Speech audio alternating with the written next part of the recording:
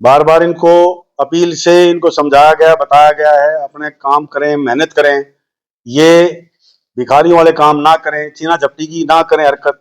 जवान लड़कों से जो अपील करूंगा कि इनकी बातों में ना आए, नहीं तो असर वही होगा जो इन लोगों का हुआ है। जो इन्होंने इनको पनाह दी है, जिनको इनको भगाने में मदद की है, जिन्होंने इनको शेल्टर किया है, उन सबको भी हम राउंड अप करेंगे, पूछताछ करेंगे, जिसका भी जो रोल होगा वो उतनी सजा हम दिलाने की उसको करेंगे। इन्होंने बेसिकली जो तीनों लड़के हायर किए थे सीलू ने, एक दहशत का माहौल बनाने की नीयत से इन तीनों बच्चों को हायर करके उसको आदेश उनको दिया था कि भाई इसको दहशत बनाओ, और ताकि इनसे कुछ पैसे ऐंठे जा सके। पानीपत पुलिस ने 3 खतरनाक अपराधियों को पकड़ बड़ी कामयाबी हासिल की है।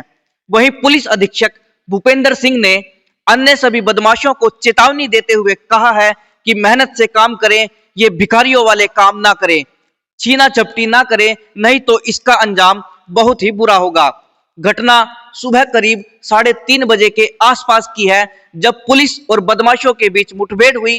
पुलिस को देखते ही बदमाशों ने फायरिंग शुरू कर दी। इसके जवाब में कार्रवाई करते हुए पुलिस ने भी गोलियां चलाई, जिनमें से 2 गोली एक बदमाश को तो वहीं एक गोली दूसरे अन्य बदमाश के पैर में जा लगी। बदमाशों में एक नाबालिग भी शामिल है। पुलिस को तीनों बदमाशों के पास से अवैध हथियार भी बरामद हुए हैं। पानीपत पुलिस अधीक्षक भूपेंद्र सिंह के मार्गदर्शन में कार्रवाई करते हुए सीआईए 1 पानीपत व एसटीएफ सोनीपत ने तीनों बदमाशों को इसराना थाना क्षेत्र के अंतर्गत गोहाना रोड से जोंदन खुर्द की ओर जाने वाले रास्ते से गिरफ्तार किया। अपराधियों की पहचान गांव नौलथा निवासी सुनील उर्फ गुंडा, डहर निवासी प्रिंस के रूप में हुई है। वहीं तीनों में से एक आरोपित नाबालिग है, जो कि रोहतक का रहने वाला है।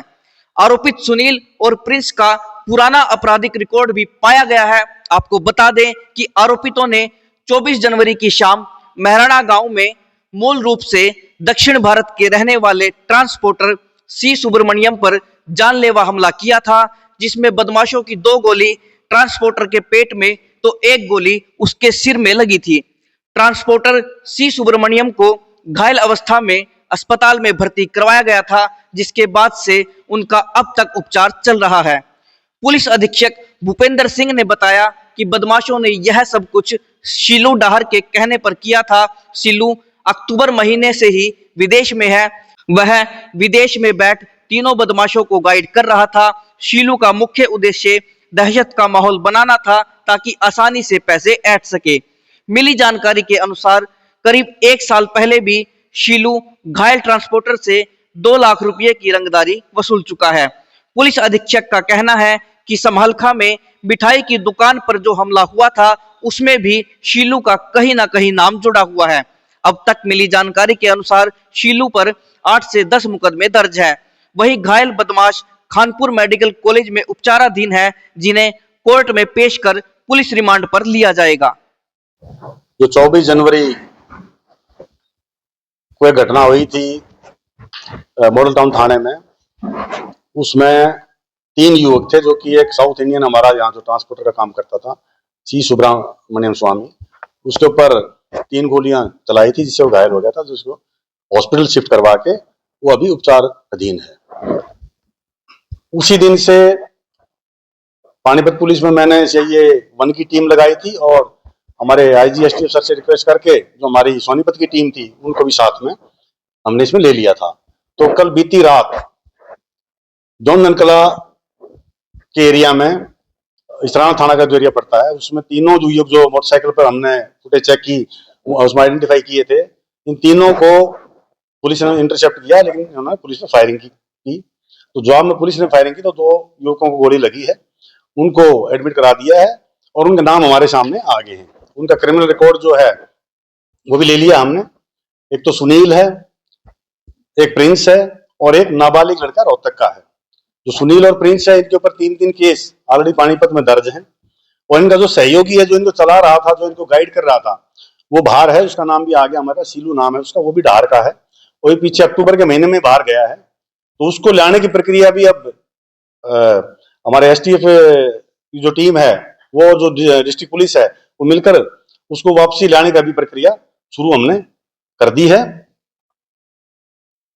ट्रांसपोर्टर को गोली क्यों मारी? इन्होंने बेसिकली जो तीनों लड़के हायर किए थे सीलू ने, एक दहशत का माहौल बनाने की नीयत से इन तीनों बच्चों को हायर करके उसको आदेश उनको दिया था कि भाई इसको दहशत बनाओ और ताकि इनसे कुछ पैसे ऐंठे जा सके। पीछे 1 साल पहले भी कुछ जो बात पता आई है, इससे जो घायल है, जो भी हॉस्पिटलाइज है, जो हमने जिसमें एफआईआर दर्ज की 307 केस की, इससे भी कुछ 2 लाख रुपए के आसपास इन्होंने लिए हैं।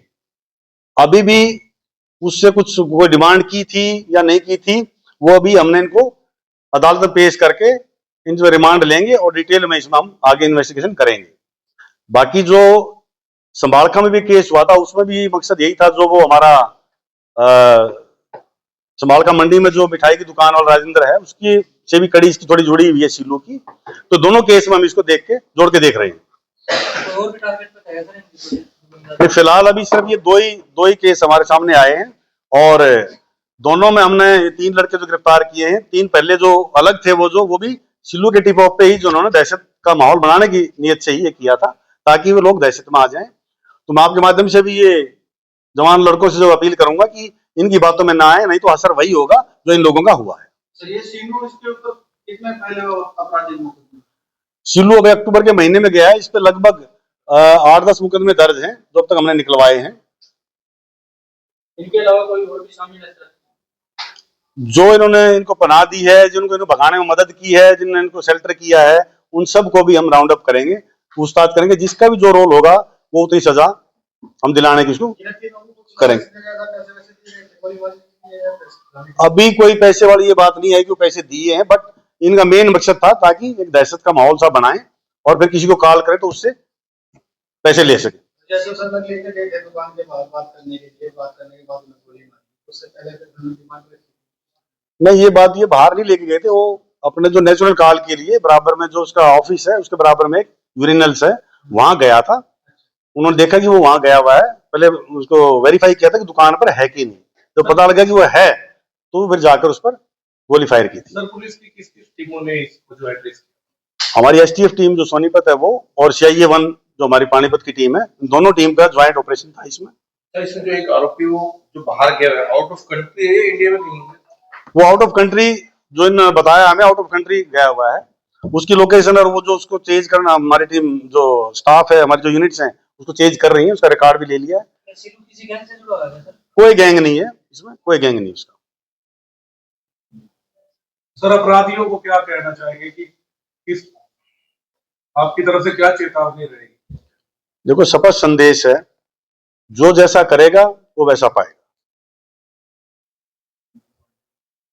बार बार इनको अपील से इनको समझाया गया, बताया गया है, अपने काम करें, मेहनत करें, ये भिखारियों वाले काम ना करें, छीना झपटी की ना करें हरकत, इसका अंजाम बुराई है। कानून को पूरी सजा देगा और इस केस को बहुत मजबूती से हम करेंगे, क्योंकि ये बहुत सीरियस मामला है और हर आदमी की सुरक्षा से जुड़ा हुआ है। सर क्या क्या बरामद हुआ है इनसे? इनसे 2 कंट्री मेड पिस्टल बरामद हुए हैं, जिनसे फायर किया तो वेपन हमने रिकवर कर लिए हैं।